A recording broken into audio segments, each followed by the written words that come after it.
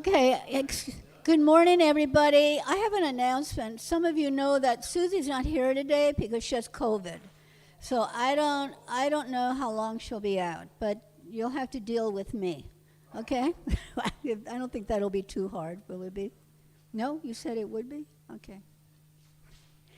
Anyway, so huh? Is Susie watching online? I sure hope so. I have to check. I have to do the streaming.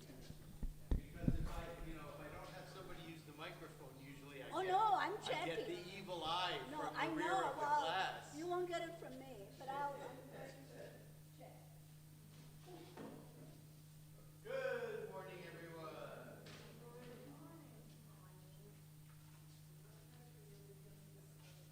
We are going to go somewhere very exotic today.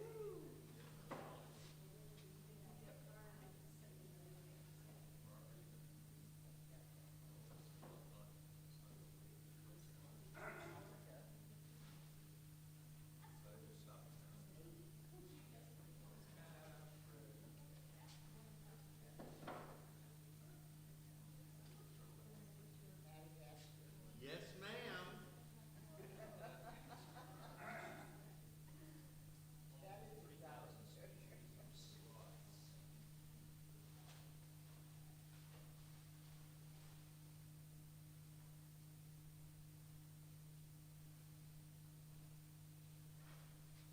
And Madagascar plays a very important role. You'll see during World War II, we're going to talk about that, because it is a piece of Nazi history that we should at least know about. Yes, thank you. Susie, I got it.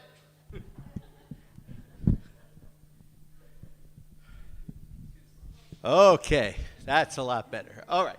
So first, let me tell you, I know that many of you are staying you're going to have a Tu B'Shvat Seder next, which is wonderful. I'm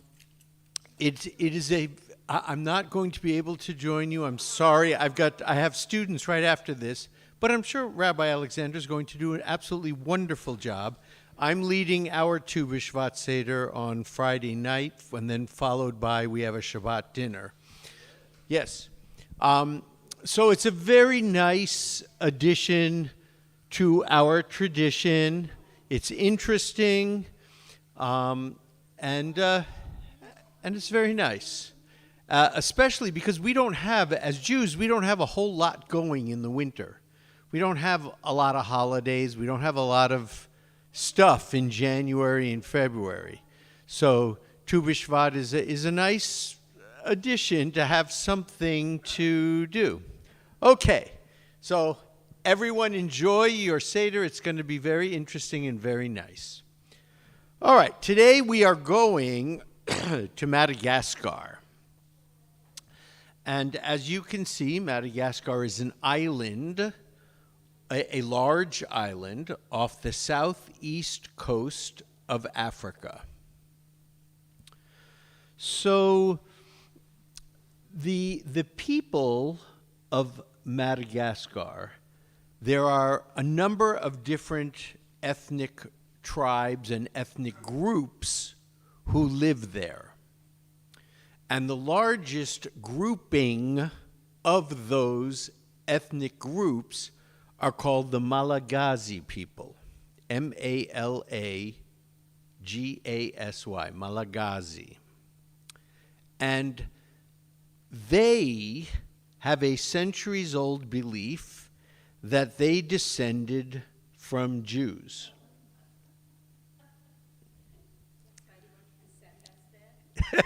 Oh, very good. That's correct. And so that's why they wanted to send us there, and that's correct. And we're going to talk about that in detail coming up. But yes, absolutely, yes. And at the moment, these Malagasy peoples, they grow rice, they live in rural areas, they grow cassava, At this time, they're mostly Christian. At least half of them are Christian. And it's called the Malagasy secret. That's what they call it among them. And they refer to themselves as the Diaspora Geosigazi, meaning the Malagasy Jewish diaspora. So you can imagine these are African ethnic tribes who are loosely aligned with each other, all of whom claim descent from various Jews. And so let's talk about some of the myths they believe, and then we can look at if there's any evidence whatsoever that says yes. So their myths are that their ancestors arrived at the shores of Madagascar bearing what they call red zebu, Z-E-B-U. Z-E-B-U is the word for cattle, and red clearly has a similarity, some kind of maybe possible connection to our situation with the red heifer. So, who can tell me what that is, the red heifer? What is that about in Judaism? They were sacred. Wait. Susie's got her eyes on me. I seem to remember there is something about drinking the waters of the ashes of a red heifer. Yes. And what I don't remember is the meaning of such an action. It is absolutely. Well, the other thing I remember is the red heifers are very, very looked after and trying to find everywhere. Yes, it is absolutely a purification ritual after someone has touched a corpse, and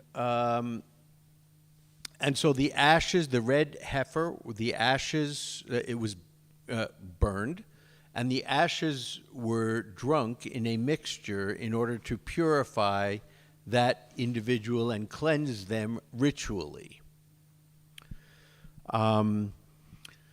So there are other myths that say the island is associated with the ancient port of Ophir, O-P-H-I-R. And Ophir is a port that's mentioned in Genesis 10. We don't know where that port is. It's never been identified what city Ophir is to have a port, but their myths.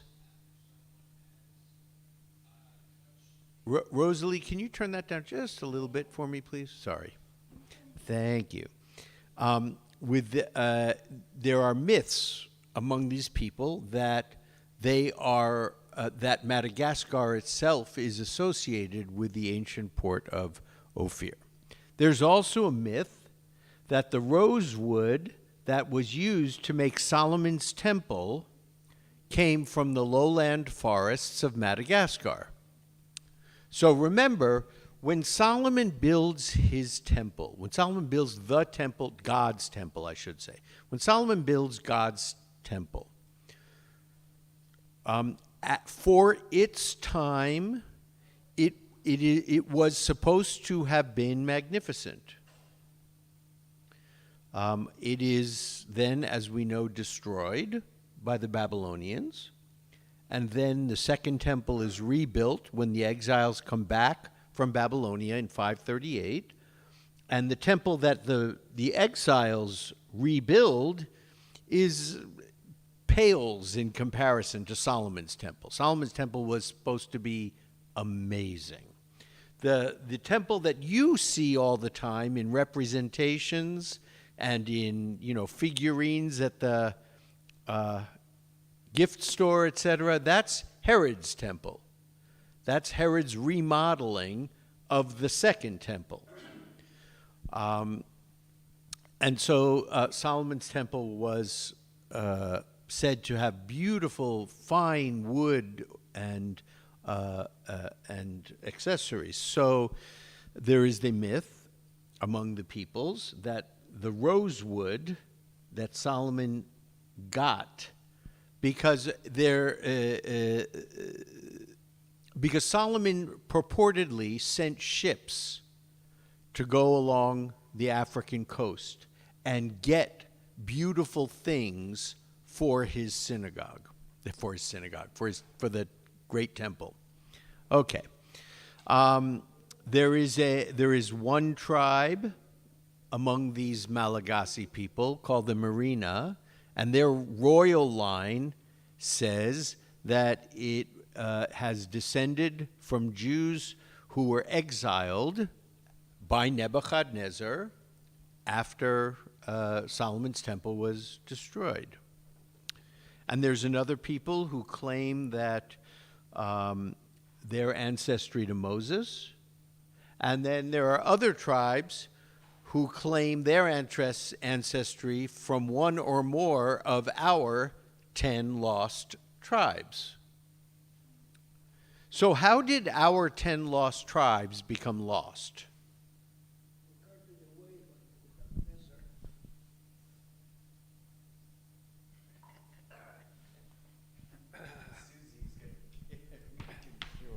They were carted away by Nebuchadnezzar. Back then, there was a belief that people's religions were associated with a place. So by taking the Jews out of the ancient Israel, it was thought by Nebuchadnezzar that that would kill the Jewish religion. Thank you, Z. So almost. The 10 lost tribes happened before Nebuchadnezzar. So Nebuchadnezzar and the Babylonians destroy Solomon's temple in what year? 586 BCE. Very good. All right. When does the northern kingdom fall? The northern kingdom, which was called Israel, and the southern kingdom, Judah, after Solomon's death. You'll recall the Solomon's kingdom splits into two. And basically Solomon's general, Jeroboam, rules the aristocrats in the north, and his son Rehoboam rules Judah in the south. That gets wiped out in 721 BCE. By Sargon II of the Assyrians. When that happens, the Assyrians, which was their practice always, was to exile the indigenous population. And so the 10 tribes that were living in the northern kingdom, there were 2 tribes in the south, Judah and Benjamin. Benjamin was very small and got swallowed up by Judah very quickly. But the other 10 tribes, because there are 12, right? The other 10 tribes were in the northern part, in the kingdom of Israel. And so those tribes were exiled by the Assyrians. We have no idea where they went. We have no idea where they are today. We don't know anything about them. That's why they're called the 10 lost tribes. But it was Sargon II and the Assyrians who exiled them following the destruction of the northern kingdom. Okay. So there are many European writers, early history writers, who believed in the Malagasy secret, that they were descended from Jews. There were some who said, oh, there's some linguistic similarities between Malagasy and Hebrew. I tried to look for it everywhere, and I found the whole website of Malagasy pronunciation, etc. I couldn't see any linguistic connections, but apparently there are. There are apparently some food and hygiene taboos. In other words, the Malagasy people do not eat meat from lemur, the lemur monkey, because they said it's a sacred animal, and then they have some dietary restrictions. I couldn't find out exactly which ones, but apparently they are similar, kind of, sorta, to some Jewish restrictions. They are monotheists, and they have a lunar calendar. That's interesting. Okay. Yes. Before we have our solar calendar,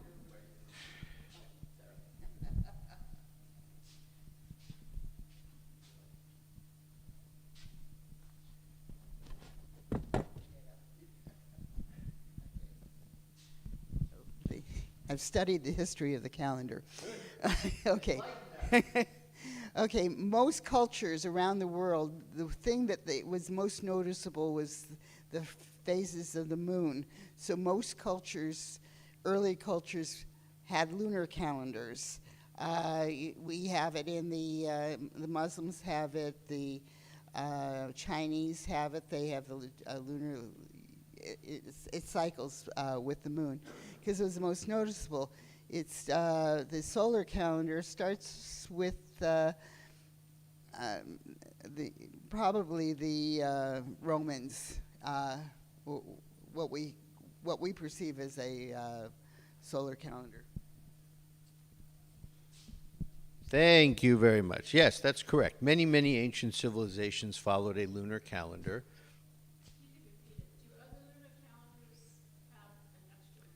Do other lunar calendars have an extra month? And the answer is, say again? Sometimes the Muslims do not. Okay. Some have extra months. I'm sure the Chinese do, but the Muslims do not because their calendar continues around. Ramadan continues around the year. Yes. Thank you very much. And so just by way of super, super quick explanation, those of you who didn't know, Judaism follows a modified lunar calendar. We have a lunar calendar, but we add a month approximately every 3 years. It doesn't work out to that exactly, but kind of, sort of, about every 3 years. And that's how sometimes we have Adar 1 and sometimes we have Adar 2. Because the lunar year loses approximately a month's worth of time over the course. And so in order to make up that time, the lunar day is shorter than the solar day, and the lunar month is shorter than the solar month. Yeah, we lose about 10 days every year, so after about 3 years, we lose approximately a month. And so Yom Kippur, Passover, they all have to fall at specific times of the year or in specific months. And unlike Ramadan, which just circles around the year. Okay. So the British merchant in 1646, the British merchant Richard Boothby said that the Malagasy people had descended from Abraham and Keturah, and they were sent away by Abraham. Who is Keturah? Abraham and his wife Keturah. Very good, very good. After Sarah dies, Abraham marries Keturah and they have children. And so this writer said that he was convinced the Malagasy people were descendants from Abraham and Keturah, and that Abraham at one point kicked them out and said, "Go populate the east." Okay, that's kind of interesting. She was the one that Miriam and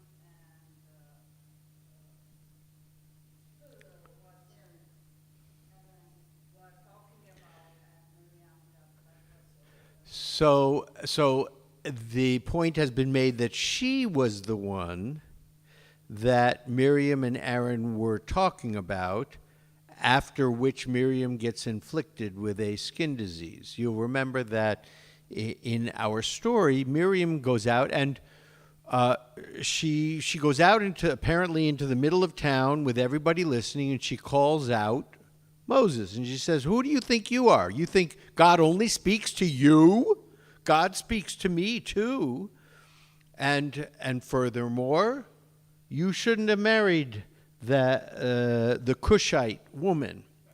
Cush was the ancient capital, the ancient kingdom of what we now call Ethiopia. So it's often been theorized, okay, whomever Miriam was talking about was probably black. So they're saying, why did Moses marry this black woman?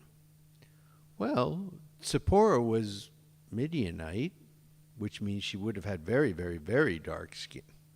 We don't know who that person is that Miriam is talking about, but God punishes her for going out into the middle of town and calling out Moses and embarrassing him in public and sort of slandering him.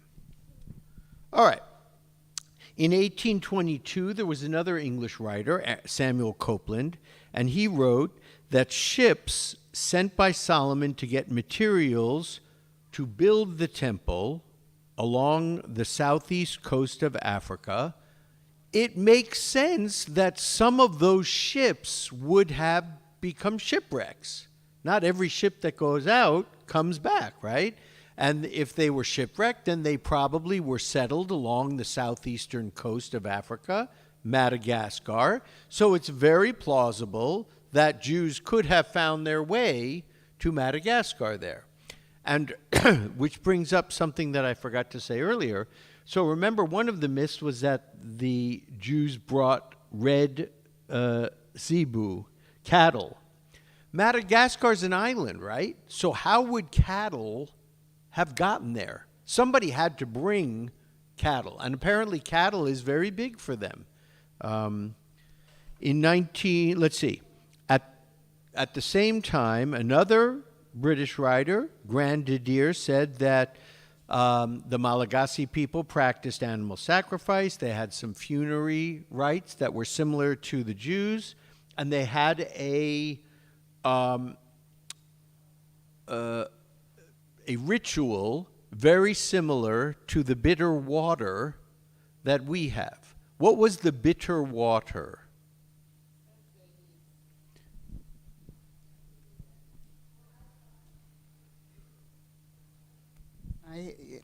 My familiarity with it is with the Sota, where a woman is accused of adultery, and she has to drink this potion to prove that she isn't, and if her stomach bloats up or something, she's guilty, and if it doesn't, she's okay.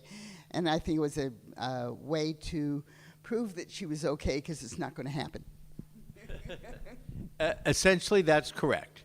It was a ritual in which a woman accused of adultery would have to drink this potion of bitter water in order to prove that she hadn't committed adultery. All right. In 1946, Arthur Beals noticed that there was a similarity of the Malagasy numerology tradition to the Jewish tradition. And there was another study which said that there were many similarities between the Malagasy language and Hebrew. Again, I couldn't find that study, and I didn't see a whole lot of similarities, but the experts say there are. All right.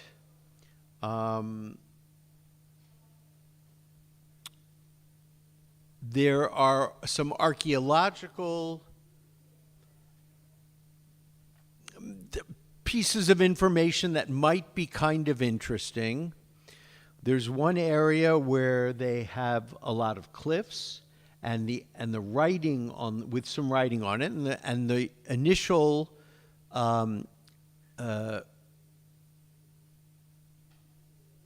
finding by the French archaeologists said that the writing resembles Phoenician writing. and that they studied the irrigation practices of the Malagasy people, and they said that's very similar to how the ancient Hebrews were practicing irrigation. And so maybe the Semites were, in fact, the first people that brought cattle to Madagascar, because then they would have had to look at immigration for not immigration, irrigation for sure. There's not a whole lot of genetic testing that has gone on specific tribes, but there's a little bit. In 2013, they found some indicators in one tribe that linked them to Middle Eastern peoples. Remember, when they go for DNA and they look at that, they look at haplotype.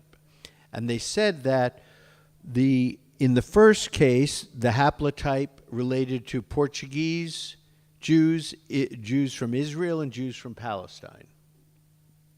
And in the second group of haplotype, they related to Israel, Spain, Lebanon, and Palestine, which suggests to me that certainly there were some Jews of Sephardic origin who came to Madagascar. That would make sense to us following the Alhambra decree and the expulsion in 1492. That makes sense. Some of them made their way to Madagascar. They bred with the indigenous population, and so some of them have what seems to be Sephardic or Mizrahi blood.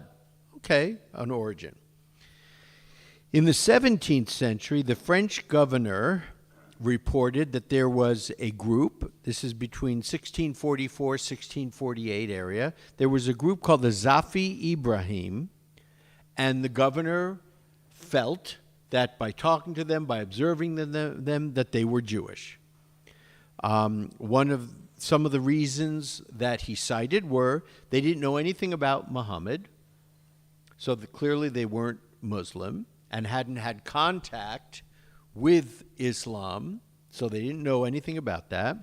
Their rest day was on Saturdays, and as you well know, the Muslim rest day is Friday, Christian rest day is Sunday. Many of them had Hebrew names: Moses, Isaac, Jacob, Rachel, Noah. Well, okay. They practiced animal sacrifice. And so the conclusion is that maybe they were like Yemenite Jews or others from Ethiopia. By the 1900s, though, this group, the Zafi Ibrahim, all identify now as Arabs and Muslims. So, Madagascar becomes a French colony between 1897 and 1958. So basically 1900 to 1958, Madagascar is ruled by the French as a French colony. And there are at that time, there were about 26 Jewish people on the island of Madagascar. Between early, like 1897, 1900, early 1900s. And they lived in the capital, here, Antananarivo. I'm guessing that's how it's said. That's how it's spelled anyway. And they lived in the capital. And then we have some very interesting things that happen, because as we are preparing for World War II now, you know that in 1930, there are two conferences, world conferences, one world and one German, that you should know these names. The first conference is the Evian Conference. Evian, like Evian water. So it was a conference in France, and it took place in 1938 in the summer, July 1938. Keep in mind, Kristallnacht is November 1938. So, like, just a few months after comes Kristallnacht. And in the Avion Conference, does anyone know about the Avion Conference? Okay, good. I'm glad. Yes, Lana, tell me about it.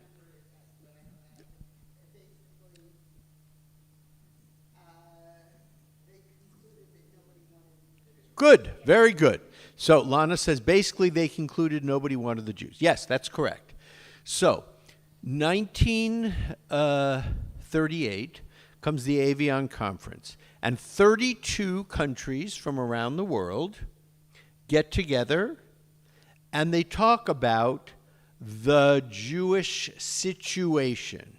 In 1938, right, the Jewish situation in Europe was becoming very unstable and very difficult, and Jews were trying to get out like crazy.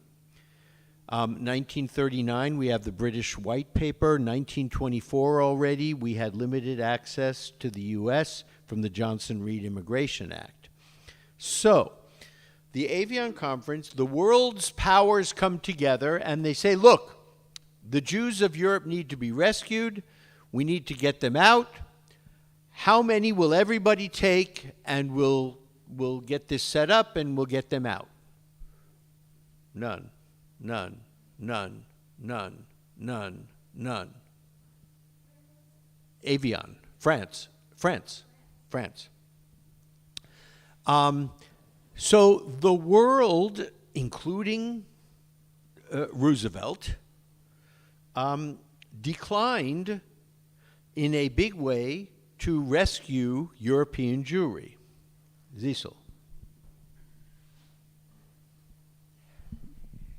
I'm sure you all heard about the voyage of the damned and the San Luis.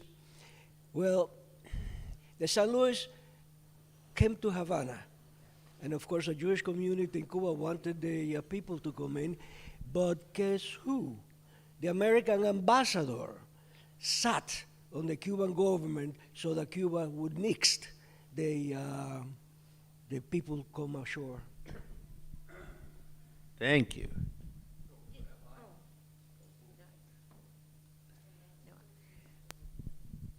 I'd never heard of this Avion conference before, and I'm just feeling it's such despair. And what should I do? Point the mic towards your mouth. Oh, I was saying I'd never heard of this Avion conference before, and I just feel so despairing at hearing it. And I'm wondering if any of these 32 countries had given reasons why they didn't want to accept any Jews in their countries.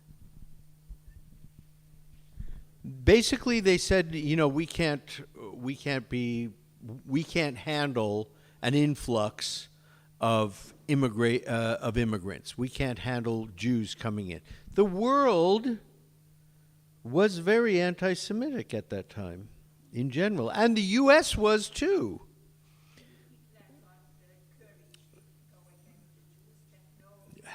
Hang on, save that thought. Didn't Hitler get the courage to go against the Jews? Save that thought. Gary.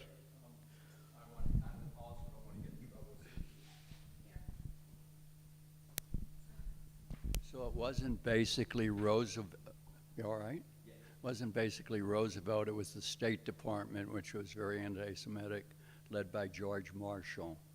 And that was the reason why Roosevelt followed the policy he did. Yes, and the rest of the world had the same opinion.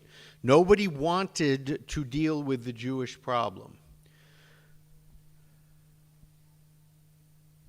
In the Caribbean, in the island it's Santo Domingo, there was a dictator, Rafael Leónidas Trujillo, who was very independent, and he actually allowed some Jews to come ashore and settle in Santo Domingo. Not too many, but a few, because he says the American ambassador ain't going to tell him what to do. Good. So now, what happens next? As we said, Kristallnacht happens in 1938. So we can make a very strong connection. Hitler understood what happened at the Avion conference. And he said, nobody wants them. I can do whatever I want. And in 1938, Kristallnacht comes, and in 1939, Hitler invades Poland. And everything changes for Hitler after the invasion of Poland. Why? Because by far, Europe's largest population of Jews lived in Poland. So in 1938, Hitler's plan is, I'm going to make life so terrible for these people they're going to leave. That was plan A. He invades Poland, and he inherits millions of Jews. Plan A is no longer viable. Now he needs to come up with Plan B. And the first ideas for Plan B were in the summer of 1940 by Himmler. And Himmler proposes to Hitler, we should send 4 million Jews to the island of Madagascar. That's why I bring this up. It was called the Madagascar Plan. And the idea was, as you correctly pointed out, look, the Jews have a history there from ancient times. There's lots of Jewishness on Madagascar. We'll send the Jews to Madagascar. Never mind that the island itself can only support maybe 40 or 50 or 60,000 people. Himmler wanted to send 4 million Jews to Madagascar. Madagascar opposed the plan. They said, look, these Jews, they're going to compete for jobs. They're going to, let alone that the island can't possibly sustain this many people. So the plan gets ultimately shelved. First, temporarily in 1942, because Great Britain captures Madagascar in 1942. And Great Britain at that time ruled the seas. The British Navy had superiority over the seas, which is why the Germans invented the U-boat, the Untersee, the submarine, right? Because the British Navy had such superiority and they needed to come at them. It was permanently shelved after the second conference that you all need to know about, and that was called the Wannsee Conference, Wannsee. Wannsee is a city in Germany. And so the Germans had a conference there, the most high ups within the Nazi government. So that was 1942. So think about this. 1939, they have Poland. And recall that the way the Jews got to Poland in the first place was that 14th, 15th, 16th century Polish nobles asked the Jews to come there to help them with commerce. And then recall that in 1881, Catherine the Great establishes the Pale of Settlement. And so all the Jews were relegated to that area. So it was a huge population of Jews. And incidentally, of course, that's why most of the concentration camps were in Poland, because that's where most of the Jews were. So Hitler calls the conference in Wannsee, and they all get together, and they decide, well, look, what are we going to do with so many Jews? I mean, I say this kind of cavalierly, but of course it breaks our hearts. It's unthinkable. But what are we going to do with all these Jews? They're not just going to leave now. And the Wannsee Conference is where they map out the final solution. So that's a conference you should know about, the Wannsee Conference. And you should also know about the Evian Conference, where the world powers declined to help European Jews. Okay.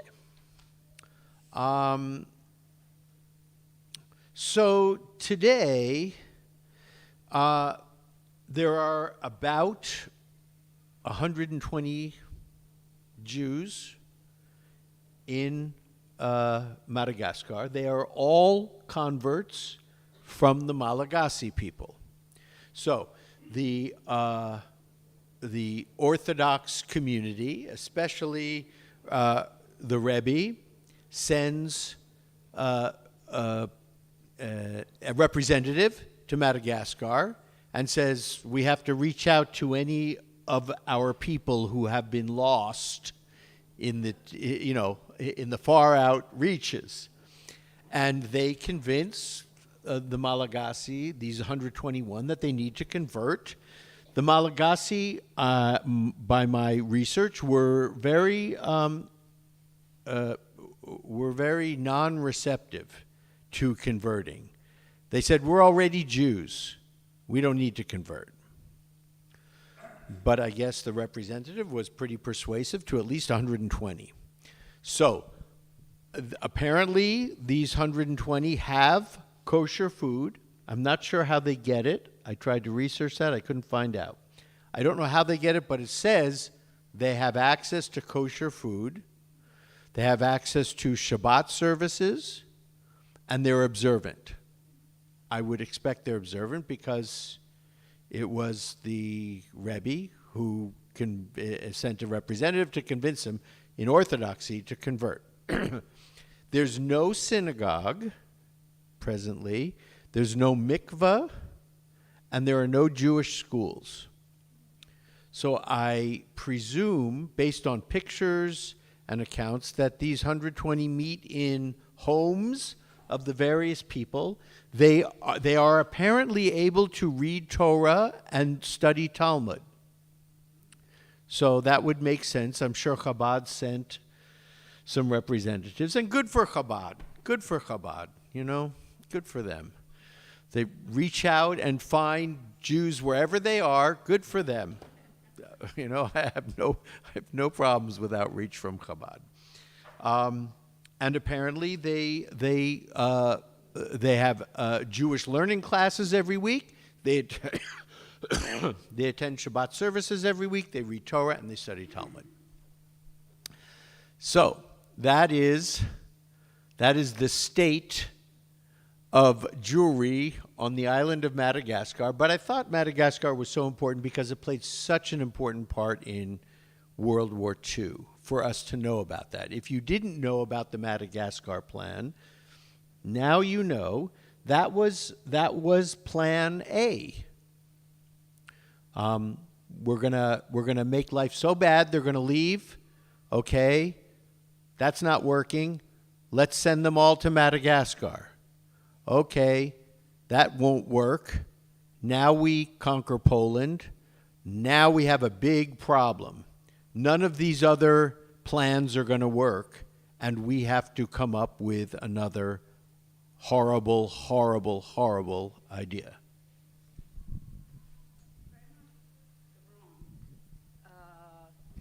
During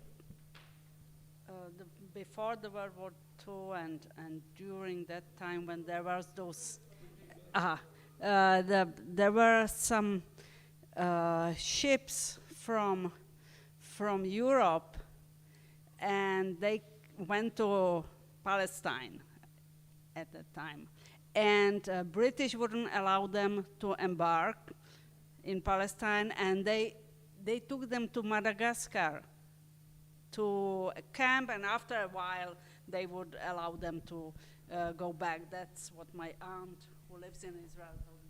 It's interesting. I hadn't seen anything about that in the research, but perhaps, I mean, it makes sense. As I said, I'll finish with this today. The United States basically stopped immigration for Jews. It was under the guise of something different. It was under the guise of people from Southeast Asia, of which somehow Israel was part of, or Jews were part of. And that was called the Johnson-Reed Immigration Act, and that happened in 1924. So only a very small number of Jews were allowed to immigrate to the U.S. after 1924. We know the largest groups came in, right, in the late 1800s and the early 1900s. Late 1800s from Germany, early 1900s from Eastern Europe. Then Great Britain understood the problem with letting lots of Jews into then Palestine in 1939. The Arab population was going crazy. And remember that I told you, the entire problem is majority population. If you are the majority population, you control the land, and you control what happens on the land. As long as Muslims were the majority, Arab Muslims were the majority population, things went okay. But if you have waves and waves and waves of people coming in from Europe, then you are not going to be the majority population any longer. And then you don't have control over the land. So the Arabs were screaming during 1939, this is not going to happen. And Great Britain said, look, we don't want to create more problems than we already have. So they initiated the White Paper in 1939, which stopped immigration to Palestine. And on the reverse side, we're at the same place right this minute. For instance, the idea of a one-state solution. If we allow all of the Palestinian Arabs to live in Israel and become Israeli citizens, they will outnumber Israelis, and Israel will not be a Jewish state any longer, which is how it was founded. So it cannot be. Plus, if you're the majority population, then voting, you will vote your agenda in.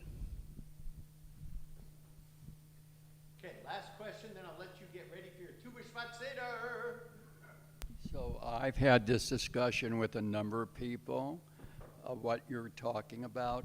I don't understand why the Israeli government doesn't ultimately support a two-state solution with security, because under the present circumstances, it's never going to be Israel. It's very complicated, and both sides are pretty intransigent at this point. So, all right, everyone, have a beautiful week. Have a beautiful Seder. Happy Tu B'Shvat. I have one last comment. One last comment. Madagascar. Go ahead. Anyway, I do this every day online, and they present a question with 4 responses. And about 2 weeks ago, the question was, what country in the world produces the greatest amount of vanilla? Vanilla. Oh, that would make sense. So Gary does there's a quiz that he does on the computer every morning, and so one of the questions from last week was, what country produces the greatest amount of vanilla? Madagascar. A fun fact for this morning.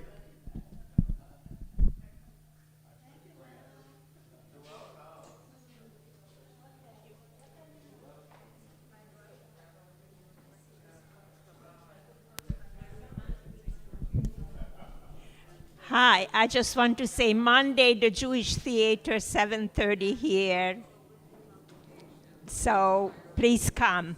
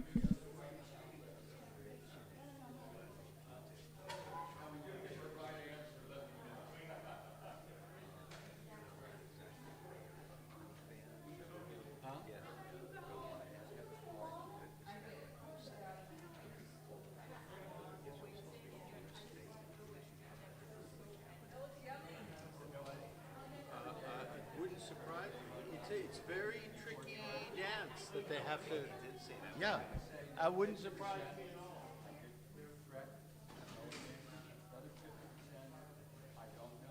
But I learned, just like with the answer to Madagascar, I explained so right now I have a lot of trivia in my mind.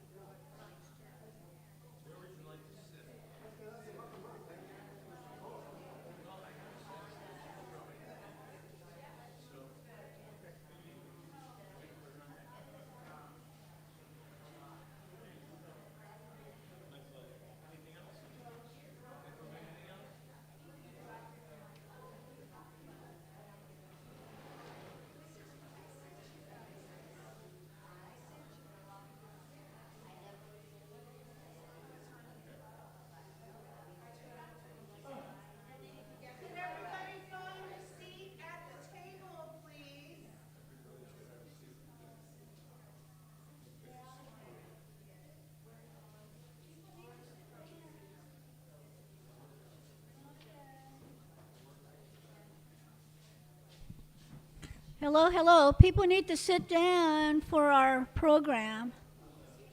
If you can find a seat.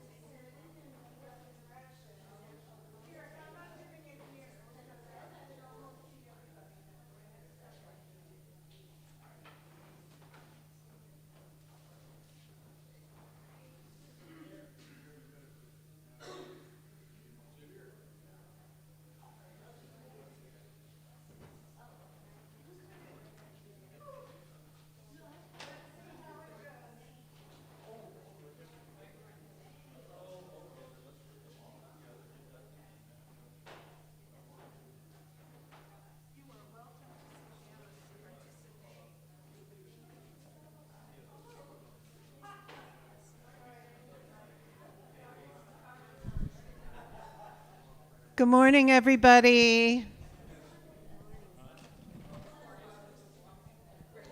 First of all,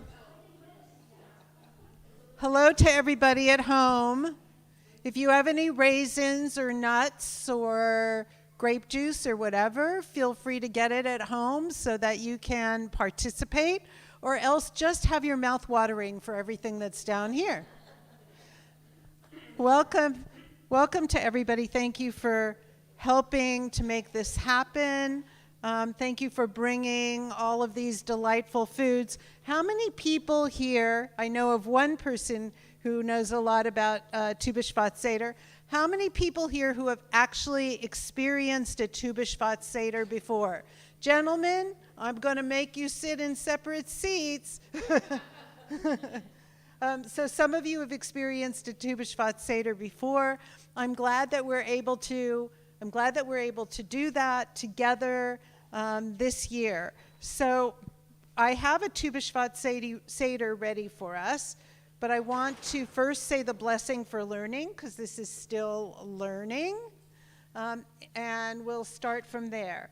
Baruch atah Adonai Eloheinu melech haolam asher kidshanu b'mitzvotav v'tzivanu la'asok b'divrei Torah. Now how many we have? Does any platter not have blueberries on it? This is the first quiz of the day. Everything has blueberries? Okay, we just have 2 blueberries on one. Yay, okay. All right, so for those of you who might want to do a Tu B'Shvat Seder at some point after this, just know that there are a whole bunch of different Tu B'Shvat Seder booklets around that you can get if you ever decide that you want to do that at home. And people have, if you have grandchildren, it's a particularly lovely thing to do. If you're visiting your grandchildren in Israel or somewhere else, it's also a lovely thing to do. So this is how Tu B'Shvat started. Tu B'Shvat is a new year on the Jewish calendar. What's another new year on the Jewish calendar? Rosh Hashanah. That's the one we mostly know about. But there are 4 different New Years on the Jewish calendar. Does everybody know that already? Okay, so one of them is in Nisan, which is springtime, which is a new year for kings, which we really don't observe in any kind of way anymore. It was counting the number of years a king was in power, and also for festivals. So that is that's Pesach. On the 1st of Elul, it's the new year for the tithing of animals, and also Rosh Hashanah. So the idea that the tithing of animals happened is because there was a temple in Jerusalem, and you had to bring things like to the temple in Jerusalem, animals and fruits and wine and oil and different kinds of things, mostly, honestly, because the priests needed to eat something because they didn't have any land or any other task than to be a priest.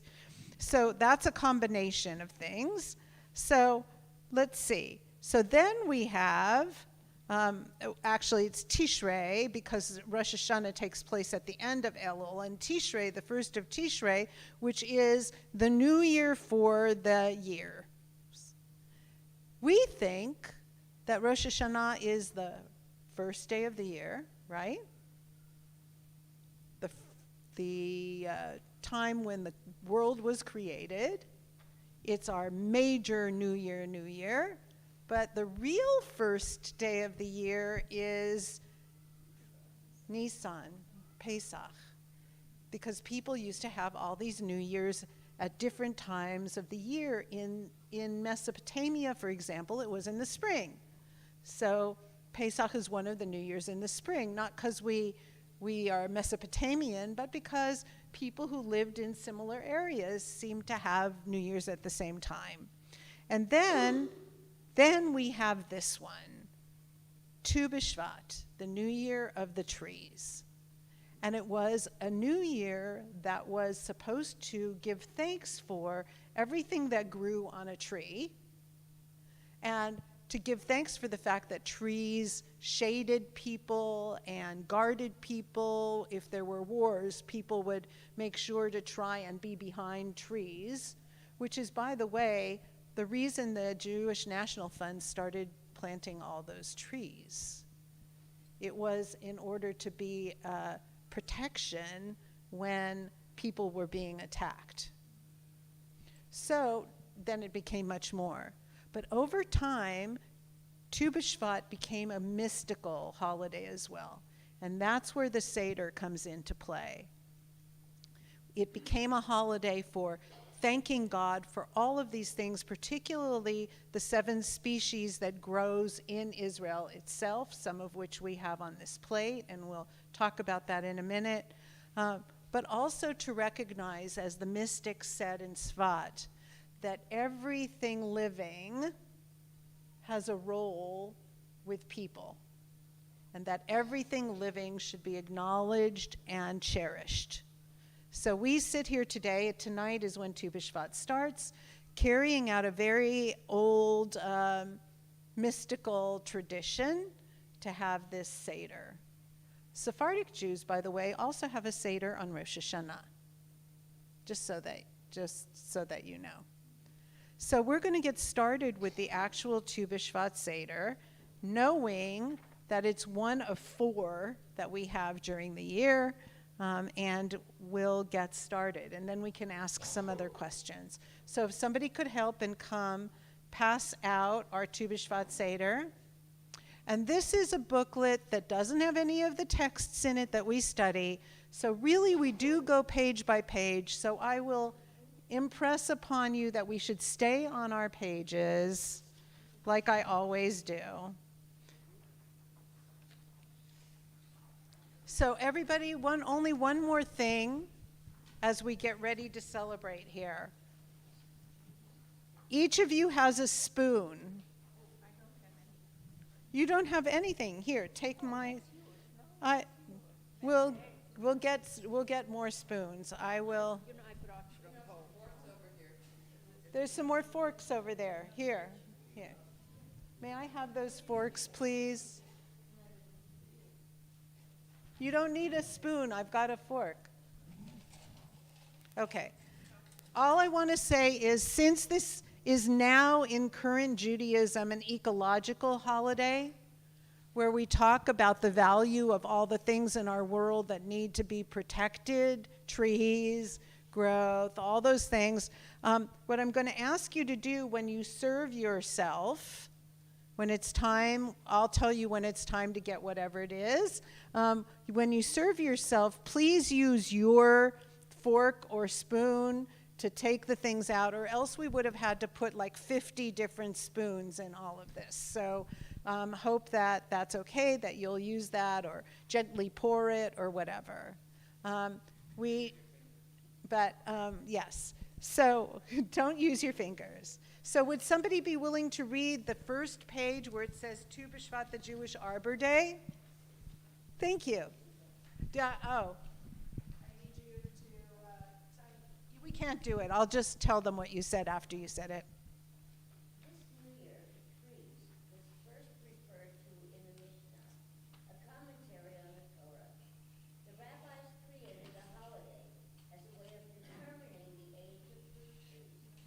The Kabbalists, Jewish mystics, created a Tu B'Shvat Seder that celebrates the variety of fruits and nuts. In Israel, Tu B'Shvat is an occasion to plant trees to symbolize the rebirth of the Jewish homeland. Israel's growing forests have had important ecological benefits: increased rainfall, less soil erosion, and fewer desert areas. So they checked on how old the fruit trees were, because you have to wait 3 years after a fruit tree is planted in Israel before you can eat of the fruit. So that's what they did. Thank you for reading it. It's all about the ecological opportunities of growing trees. And I just want to let you know that if you want to make a tzedakah contribution for Tu B'Shvat, Jewish National Fund would be the place to do it. Okay, we are going to go around the table, and would you please read creation? Creation. On this day, when we celebrate the renewal of trees, we remember that God created all plants and trees. Then God said, "See, I give you every seed-bearing plant that is upon all the earth, and every tree that is upon all earth, and every tree that's seed-bearing fruit, that they shall be used for food." And it was so. And God saw all that was done and found it very good. Together, we are all going to read the middle paragraph as we get ready to be into our Seder. This is kind of like being at a Pesach Seder. There's a lot of participation, a lot of eating, a little bit of singing. So if we could read that together. Master of the universe, grant us the ability to be alone. May it be our custom to go outdoors each day among the trees and grass, among all growing things, and there may be we be alone and enter into prayer. So now we're going to read the bracha. If you read Hebrew, fine. If not, there's transliteration, and we can do it in English together as well. Baruch atah Adonai Eloheinu melech haolam oseh ma'aseh v'reshit. We praise you, Adonai, our God, creator of the universe, who continuously does the work of creation. So before you turn the page, this bracha is usable all the time. Usable all the time. I was driving on Highway 5 not too long, a year ago actually, and all that snow was on the mountains. So I'm driving in the car and I say this bracha, Oseh Ma'aseh Bereshit, just to be able to say how wonderful it is that you're seeing a beautiful creation of God. So if you keep this, then you'll be able to use it any time. When you see the water tide coming in, when you see a flower that's gorgeous, whatever it is, it's all a thank you to God that you can use as well. Okay, would you please read the next one? On the next page, Tu B'Shvat is a birthday. And then we'll read where it is. We will read where it is in italics. Every person has a birthday. Every year has a birthday called Rosh Hashanah. Every tree has a birthday too. Today is the birthday for trees. This day is called Tu B'Shvat. It is still cold outside, but now after the winter rest, the trees begin to grow again. They draw water from the ground into their roots, and sap begins to flow into their branches. In a few weeks, we will see their leaves and flowers. In a few months, they will give us their fruit. Today we celebrate their birthday. Today is the birthday for trees. Moving downward, we're on 4 New Years. 4 New Years. The rabbis taught that there were 4 New Years. The first of Nisan, in the spring, is a new year for kings and feasts. Passover is the first festival. The first of Elul, in late summer, is a new year for tithing animals born that year. The first of Tishri, our Rosh Hashanah, is a new year for counting the passage of years. The 15th of Shavat, Tu B'Shvat, is a new year for tithing the first fruit of fruit trees. Thank you. Bal Tashchit, don't waste or destroy, is a major concept in Jewish life. This is not a saying that was created in modern days. This is a saying that has been with us for thousands of years. Bal Tashchit, which is the reason that we didn't put a spoon in each of these cups to be a waste. Which means that when in our households and we have food, we try to make use of that so that we don't waste what we don't have to waste. It's also the way we deal with all of the things that we own, our garments, our technology, all of those things, is the idea to know that we should make use of them as much as we possibly can. It doesn't mean you can't buy a new suit or a new dress or whatever, but it means that we look at these things and they're not just throwaways. We live in a society of a lot of throwaways. My husband just had to buy a new iPhone because it's not meant to last forever. And some of you might remember that when we were growing up, that if you bought a refrigerator, it would last for 30 years, right? Bal Tashchit is the idea that our society and that each of us should still function under a thought that we make things last and don't destroy them. So I'm going to read one of the texts from Deuteronomy, and then I'll pass it on to somebody else to read. When in your war against a city, you have to besiege it a long time in order to capture it. You must not destroy its trees. You may eat of them, but you must not cut them down. Only trees that you know do not yield food may be destroyed, and that was if it had to be. And that comes from Devarim, from Deuteronomy. So don't just unnecessarily cut down things, particularly things that can feed people, like trees. So I am now going to hand it down to read the average person. The average person produces over 4 pounds of waste every day. We throw away food, discard things that can be recycled, and pollute our rivers and streams with garbage. Long ago, the children of Israel learned not to misuse the land, even when they were at war. The biblical law of Bal Tashit, do not destroy, taught them how to preserve the environment. Over the centuries, the rabbis have expanded the principle of Bal Tashit. They have taught us to use only what is necessary in its simplest and least expensive form. So, thank you. We're moving on, and we're almost at the eating part. You know, on Pesach, you have to do this too. You have to do the beginning of the Seder until you get to the part where you get to eat. So some things are just part of our DNA. Anyway, you know, obviously things have changed in that paragraph because we have a different view about environmental protection. However, we need to know that aspects of this come straight from our tradition in different ways. So I'd like to pass it down to read Small Seeds.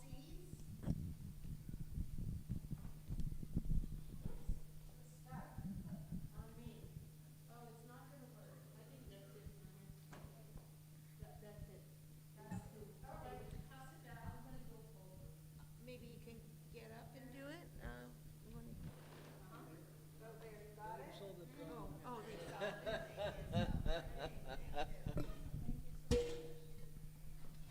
Thank you. Welcome. Okay, Cecil.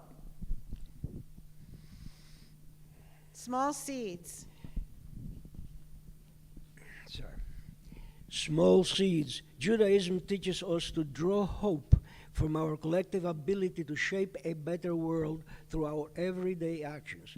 In the Talmud, Ta'anit 23a, we see the importance of small deeds through the story of honey. Okay, share the reading of that text between both of you. So you can be either Honi or the old man, Cecil. I'll be the old man. Okay, then. I can play that role. Will this go any further? Okay. You know what? I'm a natural for it. Here, I can get up. It goes down to the bottom of the page, by the way. So you're now doing a play for us. Good day, old man. And good day to you. Why are you working so hard, digging in the ground? A carob tree? They take many years to grow and give fruit. It is true. 70 years, in fact. Wow, 70 years. Do you really think that you will live long enough to enjoy its fruit? Probably not. But long before I was born, my parents planted a tree so that I could enjoy the fruit. As they planted for me, so too I am planting for my children. And there it is. That's a real text. I mean, obviously paraphrased here, out of Ta'anit 23a. Honi Hamagal was a person who actually did miraculous things because he was a person who could make the rain fall.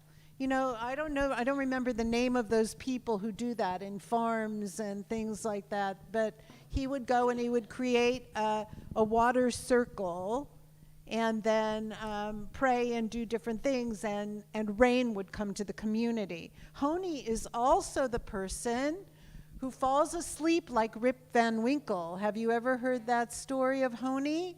He falls asleep, and like Rip Van Winkle, he gets covered over, and he doesn't awaken for like 70 years. And when he awakens, so he probably did see the carob tree come up, but when he awakens, he goes around and he says he's trying to find where he is.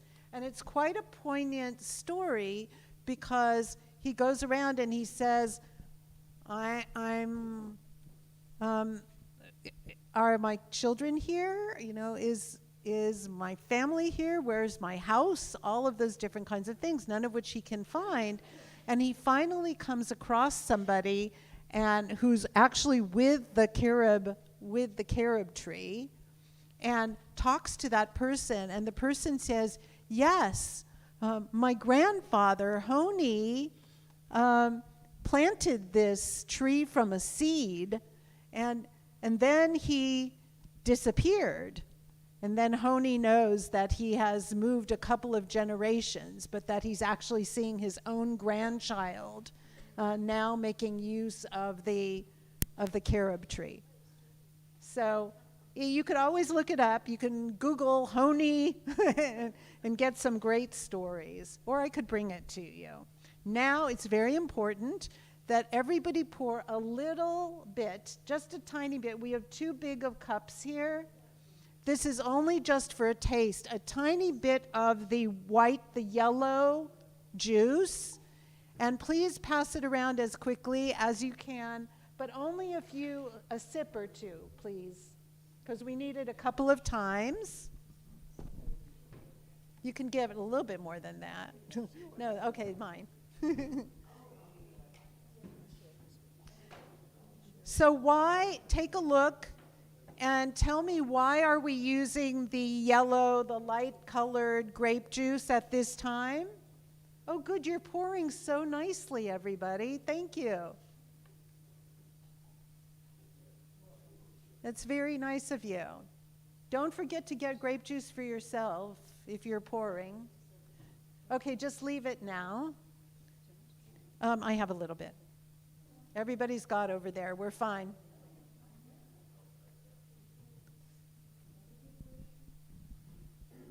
Okay. So where is the mic now? I'll pass it up. No, I'll pass it down this way. Here's the mic. This is the first cup.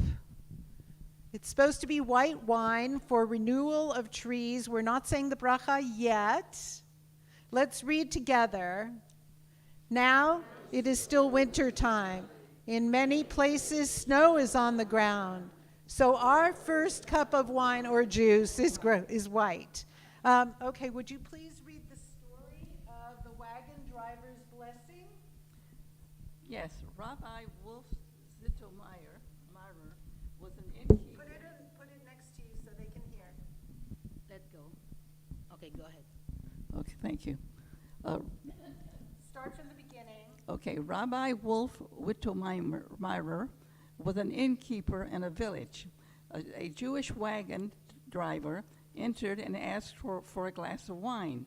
When he was about to drink it without saying a blessing, the rabbi stopped him and said, "Do you realize that all that God had to do so that the grapes would grow and people could make wine?" The man said the blessing, and the rabbi answered, "Amen." Thank you. Before we drink this cup of wine, we thank God who made the word full of good things to eat and to drink together. Baruch atah Adonai Eloheinu melech haolam borei pri hagafen. We praise you, Adonai, our God, ruler of the universe, who causes juicy grapes to grow. Drink, drink, drink. I promise you can have more after we've done all the brachot, but we have to make sure it lasts till then. So, right. So could you please read the story, Each Generation Plants? The story each generation plants. Are you okay so far? Each generation plants. When we come into the land, you shall plant. The Holy One said to Israel, even though you will find the land full of good things, don't say, we will sit and not plant. Rather, be careful to plant trees, just as you found trees which others had planted when you entered the land. So you should plant for your children. No one should say, I am old. How many more years will I live? Why should I be troubled for the sake of others? Just as he found trees, he should add more by planting, even if he is old. In a lot of cases, the rabbis were talking to themselves because they came from a number of different generations, and they needed to remember what their responsibilities were to other generations coming up, even when they were busy and involved in other things. Let's pass the mic down one more. Thank you so much for your help. You're welcome. And read the story, The Trees Chose Israel. When the Holy One created trees and grass, they were invited to choose where they wanted to grow. Most of them wanted to grow on great mountains, in lush, quiet valleys. They wanted comfort and honor. But the olive and the fig, the date and the wheat all wanted to grow in a small, dry land. Why do you want to grow there? Asked the Creator of the world. They answered, we have heard that your people, the people of Israel, will be given the land of Israel. We want to grow there because we want to help the people of Israel to make the desert bloom, cover its fields with wheat, and grow green trees in its mountains and valleys. Then the people will be able to find shelter in the shade of trees and eat their fruit. That's a lovely story. We get to the second cup. Now, this is trickier.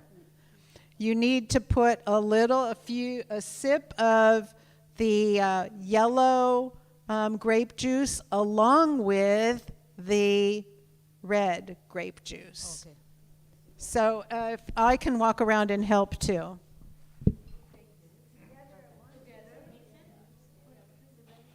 Red and yellow. If you still have the yellow left over, that's fine. I can put a little bit more yellow in.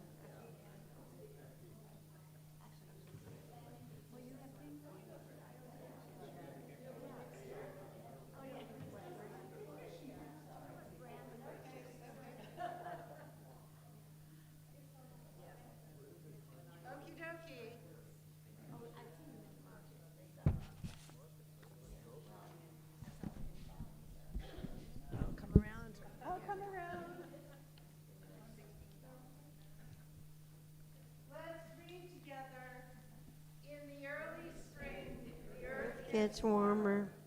Pink wine reminds us that pink flowers now grow in the land of Israel. Baruch atah Adonai Eloheinu Melech haolam, borei pri hagafen.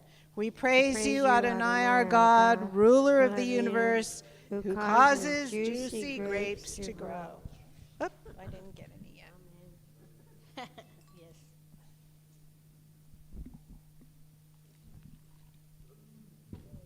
Thank you. can drink your rosé now. We were thinking about doing wine, but then we would have to be worried about everybody driving home.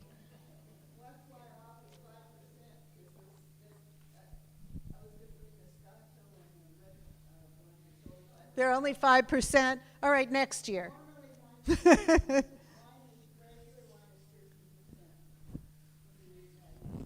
Okay, we're moving on to food now. It's your turn. Thank you. Can you please read the first paragraph? We thank you, you God, for the world you have made. We thank you for the land of Israel. You made buds to form, beautiful flowers, and ripe fruit to grow. We thank you for the fruit we're about to eat. So now you can choose whatever you would like in your mixture that start out with coverings, with shells. So it can be any kind of nut. It can be the oranges that are on the table, and that's pretty much it. I'm going to walk around with a tray because we have 3 tables and 4 sets of trays, but the idea is to, as quickly as you can, to pick what you would like that is in that segment and then to eat it for a moment. Nuts and Pistachio. oranges. Pistachio. Okay, can you Just wanna pass? nuts and just oranges. Okay. You can pass them down.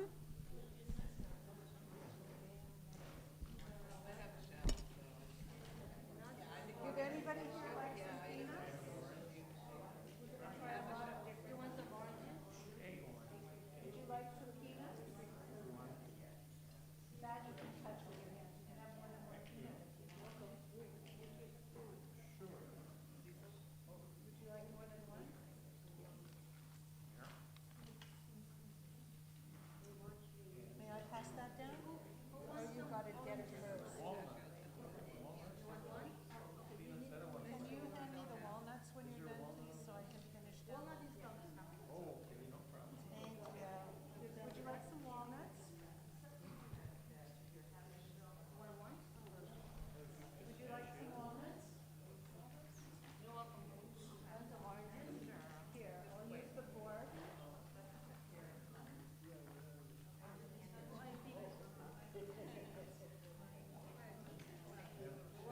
Would you like some walnuts down there? Do you need walnuts?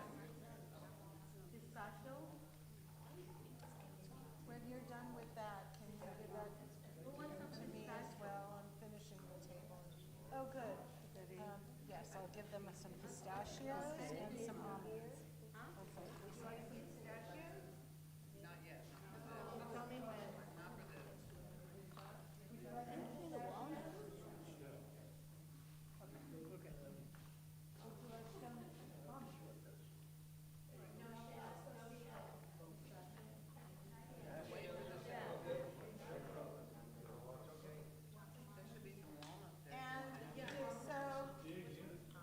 Did everybody get pistachios, walnuts, almonds, peanuts, and oranges? Okay, now is the time to munch a little bit. Nope, we said it already. Wait, did we? No, wait a second. Sorry. Don't eat it yet. The almond tree is the first tree to greet Tu B'Shvat. In Israel, it is the first to awaken out of its winter sleep. By Tu B'Shvat, it's already full of flowers. Let me see if I put the song in here. No, but I'll start to sing it if anybody knows it.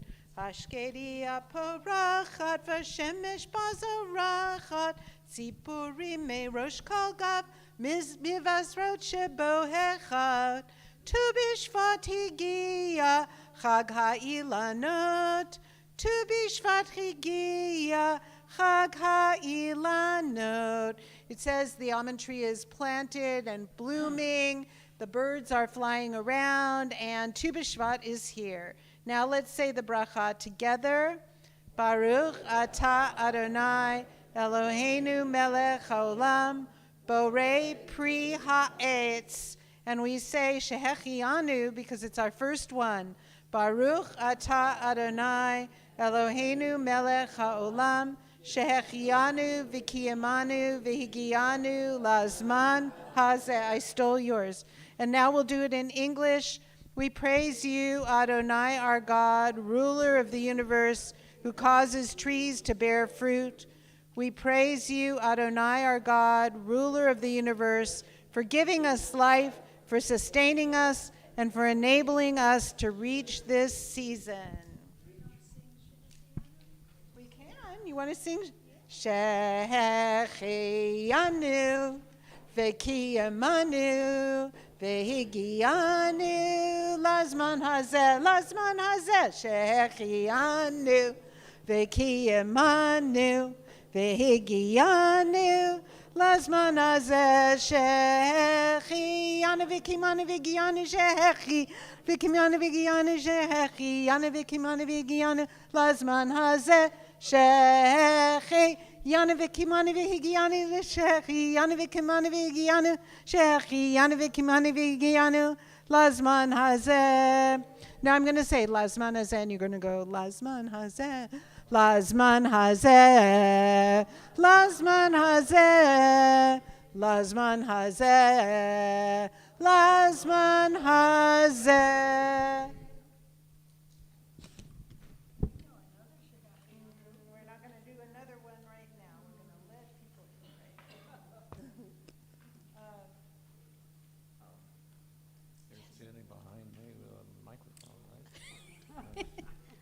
Just hit me over the head with it. So unlike the meal at the Seder table, we do this one in increments. You can feel free to have more of the orange, more of the nuts for a minute, and then we will proceed.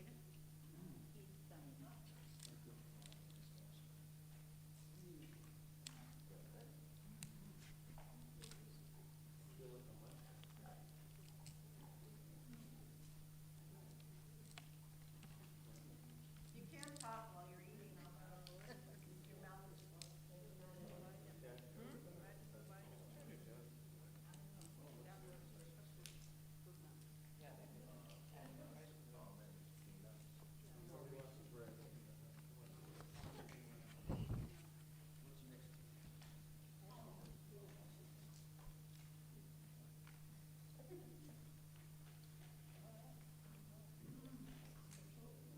No, the walnut feeding is coming up next, but it's for this category that we're eating right now.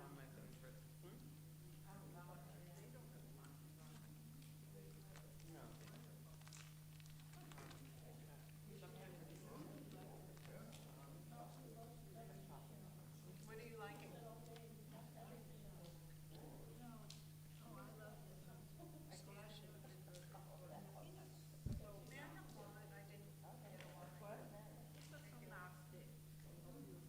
Thank you very much to the nut bringers and to the tangerine bringers.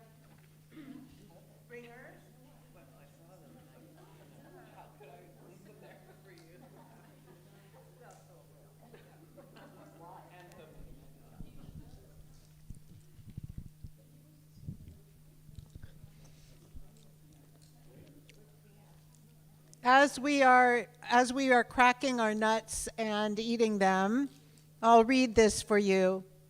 Rabbi Tarfon said that the people of Israel are like a pile of walnuts. If one walnut is removed, each and every walnut in the pile will move. And they say it's when a vote to Rabbi Natan. This is a religious thing, but we should also gear this toward people that we encounter in general, but this is a Jewish perspective. When a single Jewish person is in trouble, every other Jew feels the trouble too. And yesterday was a day like that.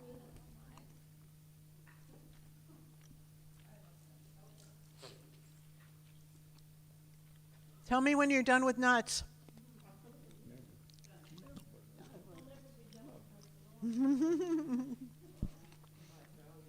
Now, that doesn't mean that you can't eat nuts after we get out of this category. You can eat as many nuts as you want. We're just putting on additional things. Okay. Can, please read, well, let me first introduce the category. Our next category, our next category are fruit with pits.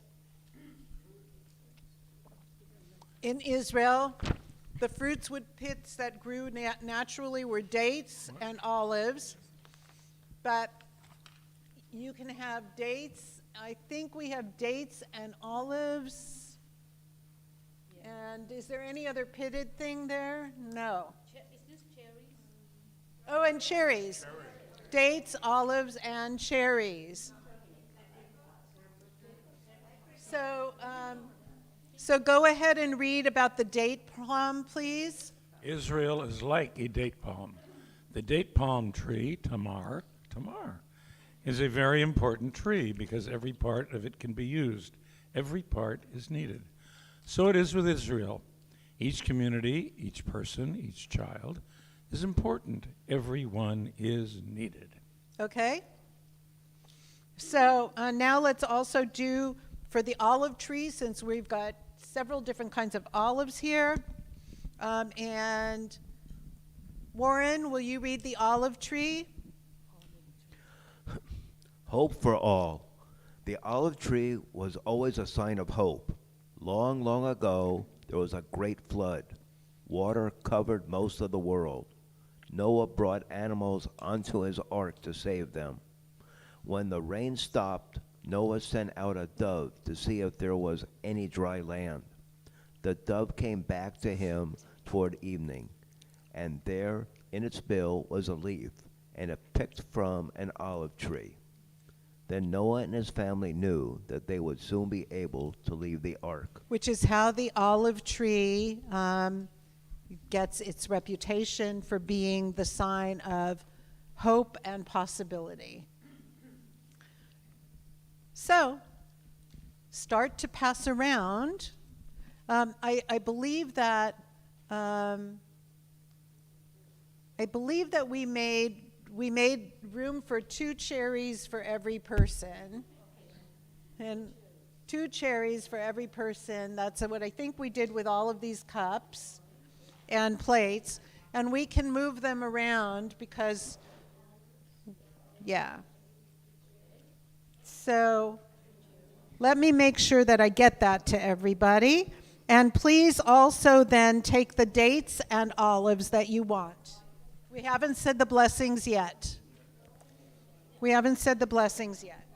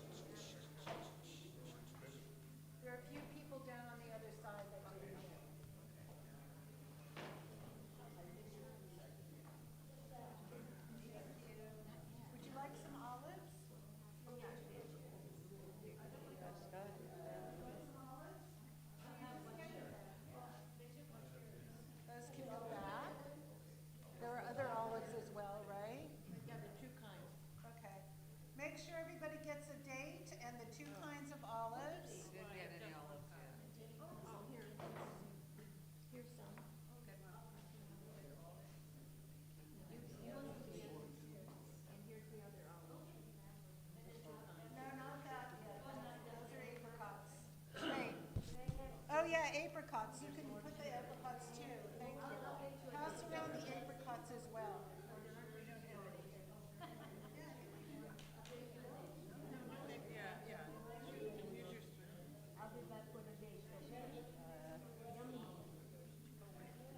Don't eat the things. You have to go with the bracha.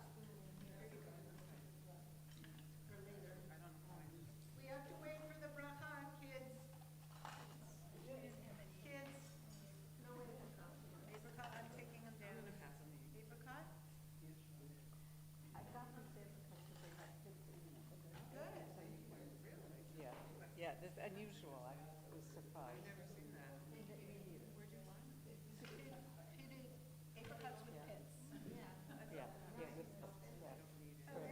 Does anybody on this side want another apricot?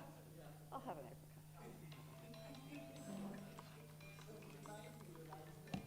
Did everybody get olives, apricot, cherries, and dates? Okay. We turn now to the page that says blessing on eating fruit. These are grapes. What? These are grapes. These are not. Not grapes yet. Not grapes, please. Okay. No grapes.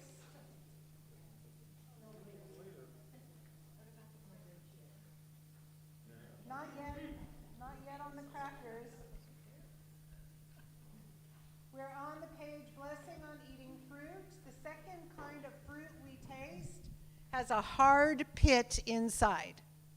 So let's say the blessing for that. Baruch atah Adonai Eloheinu melech haolam borei pri ha'etz. We praise you, Adonai our God, ruler of the universe, who causes trees to bear fruit. Enjoy your olives, your dates, your apricots, and your cherries. No, the raisins are the next category. Oh, but we don't have raisins, I guess. We have grapes instead.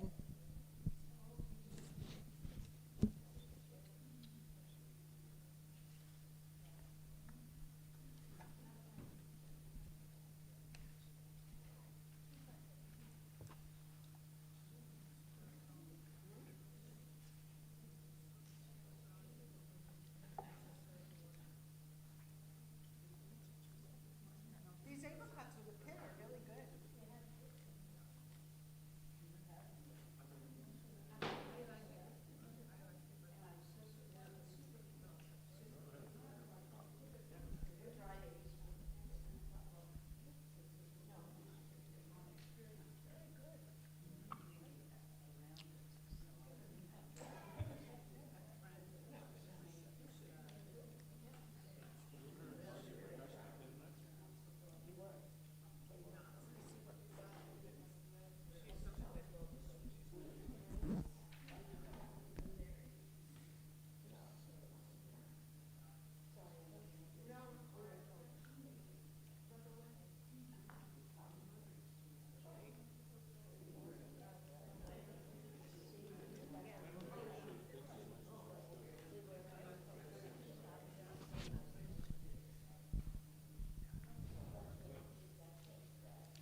I hope you people at home are eating a nut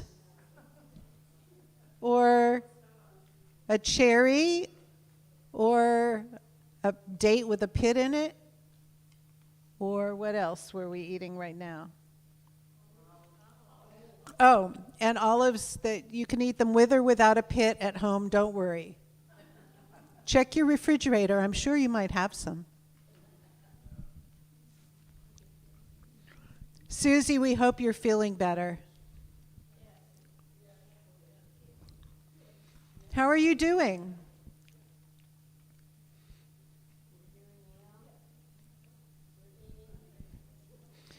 I want to thank everybody now who brought all the nuts, all the dates, all the apricots, all the tangerines, I think I already said you, all the cherries, everything for today's Tu B'Shvat Seder. When you are done eating, we need to distribute all the rest of the fruit, which in this particular case is blueberries and grapes. Blueberries and grapes. You can eat your cherry now. That's got a pit.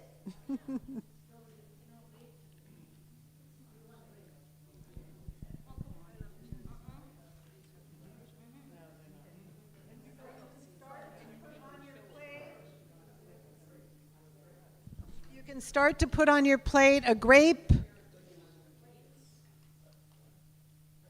and some blueberries. I will check the kitchen for more grapes and blueberries for a moment, and I will be back.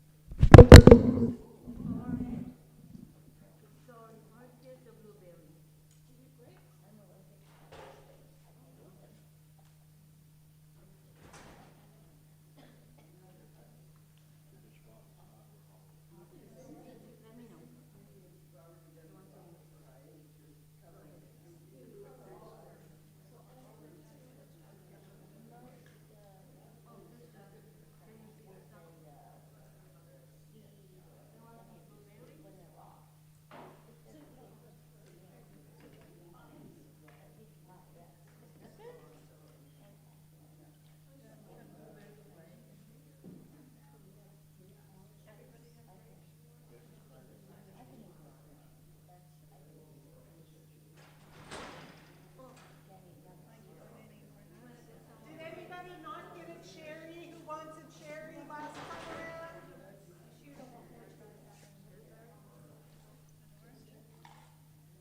Does anybody need more grapes? We've got grapes.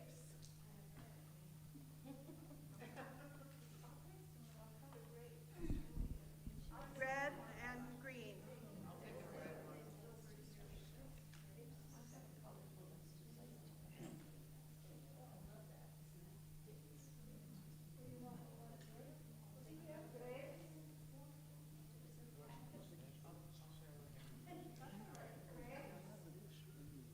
Oh no, it's okay. It's okay. I'm okay.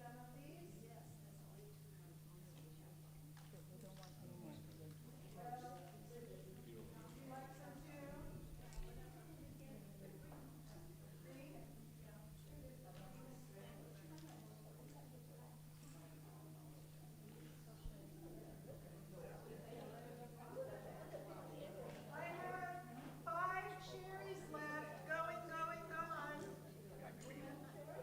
Want some more cherries?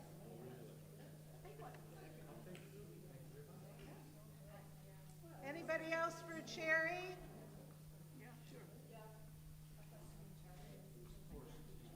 You were forced. Cherries? May I touch it?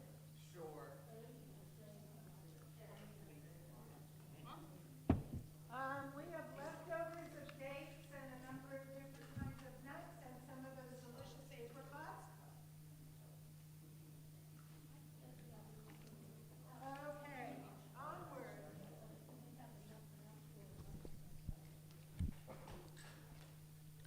These are the things that you have on your plate now are generally represented by figs. The Bible speaks of the fig tree in a time of peace, and no one will go off to war. So we read together in the italics in the middle of that page. Hold on. You're not there yet. You're here. But all shall sit under their grapevine or fig tree with no one to disturb them.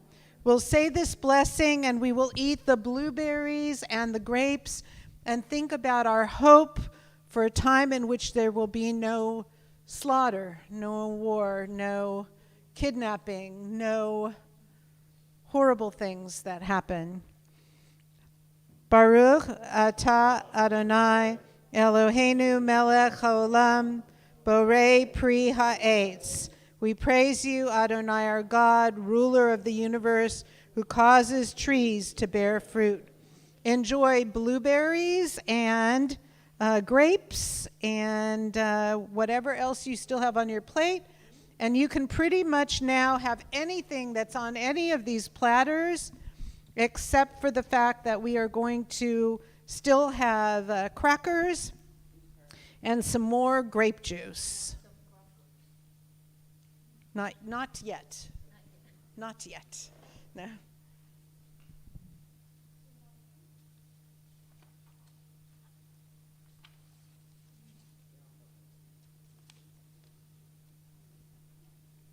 Everybody's so quiet. You're only eating grapes and blueberries. You didn't get any blueberries or grapes? Oh, no.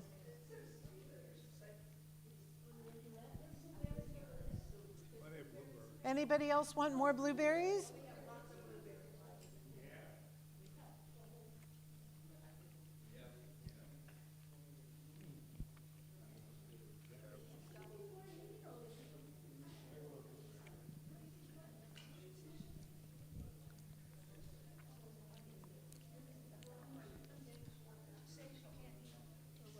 Yeah, she's allergic.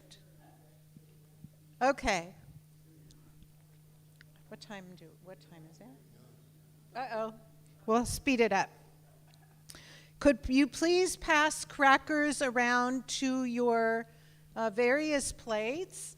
And could you please add some dark grape to the light you already have in some of those cups?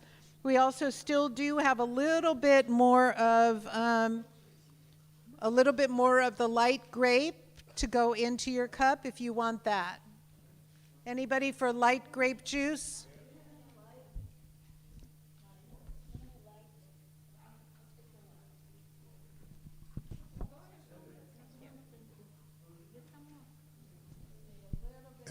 And we're going to be hiding a cracker, like the afikomen, and there'll be a big prize, whoever finds it.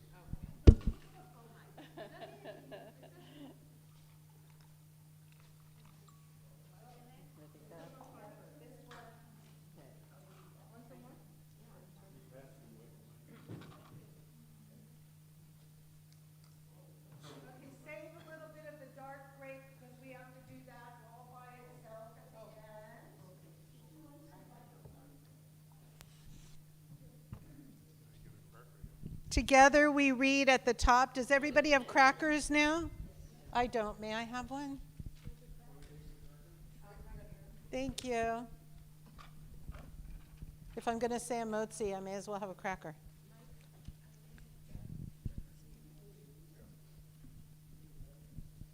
We read together, wheat and barley, rye and oats, and all grains for bread grow in God's rich earth.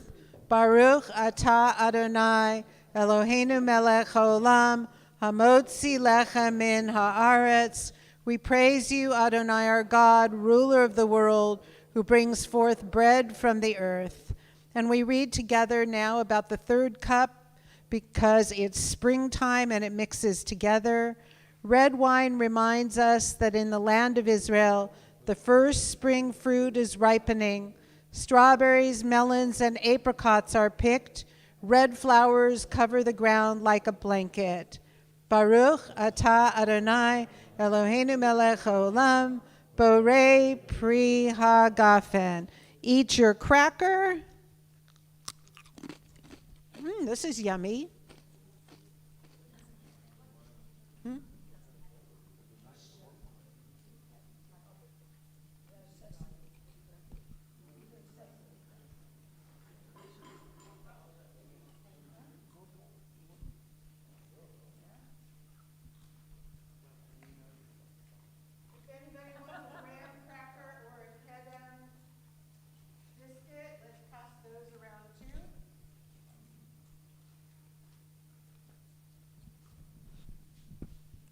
And the fourth cup.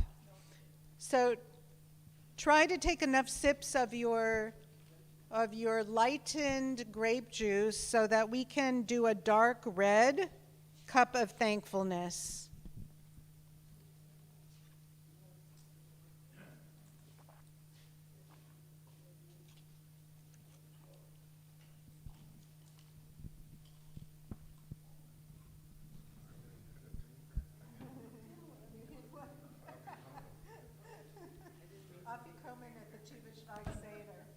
Very cute. All right.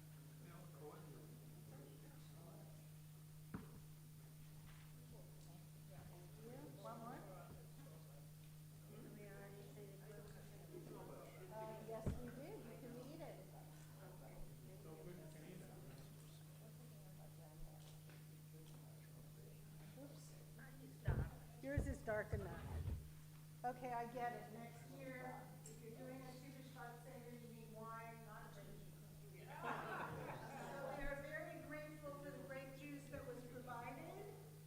We're very grateful for the crackers that were provided. And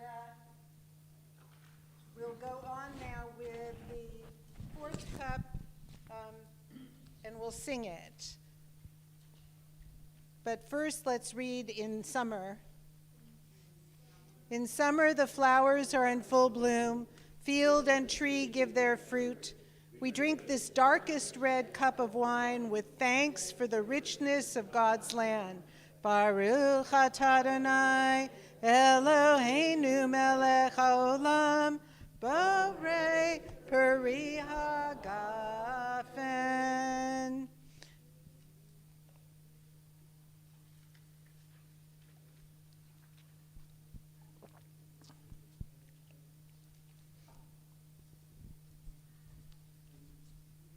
Melinda, is the mic down near you now? Okay. We turn to the page that says tithes, and could you please read until we get to planting? Okay. With new buds formed and new rains falling, Tu B'Shvat was the new year for fruit. It was beginning of the year for bringing food to the temple in Jerusalem and for giving food to the poor. The Torah reminds us to give some of what we have to others who are hungry. We may eat choice foods and drinks, sweet drinks, but we should send portions to those who have nothing. That's biblical from Nehemiah 8:10. Read together with me, please. Imitate God. From the very beginning of the creation of the world, God was busy planting. So when you enter the land, you too shall plant. And we don't live in Eretz Yisrael, in the land, but nonetheless we too can plant. A number of people plant a new tree or a new bush or new something in their garden every year at Tu B'Shvat time. I don't know if you remember when you were kids, if you had a synagogue experience doing a tree planting then. Did anybody do that? Do tree plantings when they were growing up? Okay, so the last paragraph on this page. Our God and God of our fathers and mothers, we are thankful for the renewal of the land of our ancestors. We are thankful that we can help plant forests and make the land blossom. May you bless the land and all its trees with beauty, plenty, and peace. We go to the last page, and can you read the prayer for your world, and we will read the italics in between. May it be your will, Adonai our God, and God of our fathers and mothers, that all fruit trees be filled with beautiful buds and blossoms. May they be renewed each year to grow and give the fruit of goodness and sweetness. May we all take good care of your world. May we enjoy and share the fruit of your earth. We'll conclude with standing, if it's possible for you to stand. We'll stand for Hatikva again. I know, there was a flag in here for a while, and now it's... Okay, we can sing it anyway. Kol od balevav penihima nefesh Yehudi homiya ufate Mizra kadima ayin litzion Sophia od lo avda tikvatenu ha-tikva bat shnot alpayim li'odam chovshi be'artzenu eretz Zion v'Yerushalayim li'odam chovshi Be'artseinu Eretz Zion Yerushalayim. We read together in English, so long as still within the inmost heart a Jewish spirit sings, so long as the eye looks eastward toward Zion, our hope is not lost, the hope of 2,000 years to be a free people in our land, the land of Zion and Jerusalem. I want to thank all of you for being open to doing this Tu B'Shvat Seder today. I want to thank all of you for bringing what was needed to make it such a lovely gathering, and I wish you all a good week. And I would, on behalf of all of us, I would love to thank Rabbi Alexander for bringing this to us. We've never done anything like this before, and I think it was wonderful. Thank you.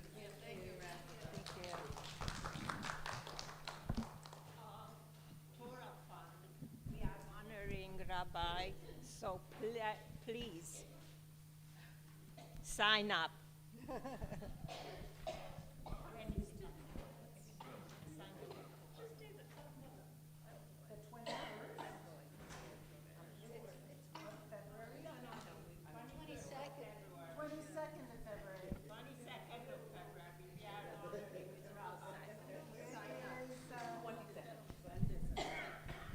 Washington's birthday, February 22nd. Okay.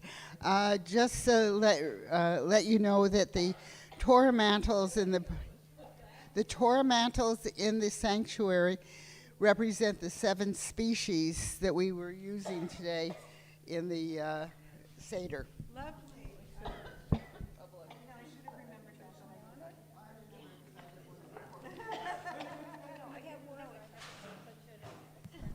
I'd like to say something before you all leave. We are going to have a guest speaker February 11th on a Sunday morning from 10 to 12 at our synagogue. And she's coming from Israel, and she is a friend of my daughter's, and she's going to speaking on a book that she just wrote, all about her memoir of marrying a French man who was religious, and she comes from California and was not religious. And it's free. It's put on by the Sisterhood, and have brunch too. Free brunch, free evening, free morning, and a lovely